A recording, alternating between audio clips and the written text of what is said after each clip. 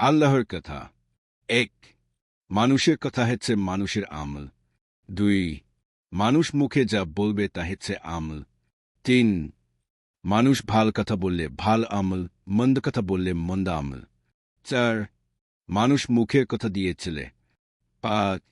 মানুষ পৃথিবীতে আসা আল্লাহ পাকে চিনার জন্য। ৬. মানুষ পৃথিবীতে এসে পৃথিবীর মালিককে চিনতে হবে। ৭. কে মালিক, মালিকের পরিচয় পৃথিবী।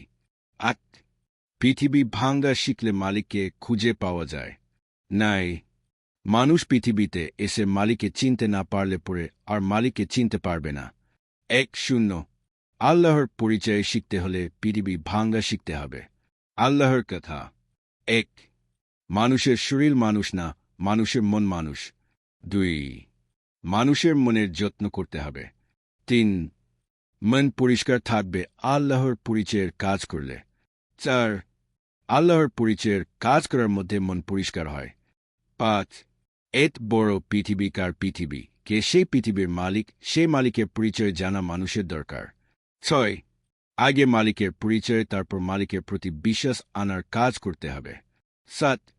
মালিকের সব কিছু মালিক একাই কিছু করেন, অন্তরের চোখ দিয়ে তা দেখতে হবে। ৮. আল্লাহর পরিচয় শিখলে সব কিছু দেখা যাবে। ৯. ভাল মন বুঝা যাবে আল্লাহর পরিচয় শিখার মধ্যে।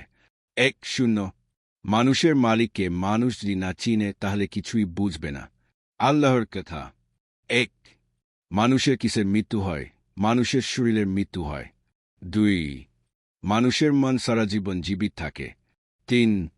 মানুষের মন অনেক বড়, মানুষের মনের ভিতরে অনেক জায়গা, মানুষ ভাল কাজ করলে মনের ভিতরে জমা হবে। ৪. মানুষ মনের যত্ন করা উচিত, শরীরের যত্ন না। ৫. মানুষের মনে ময়লা জমলে মানুষ সারা জীবন কাষ্ট করতে হবে। ৬.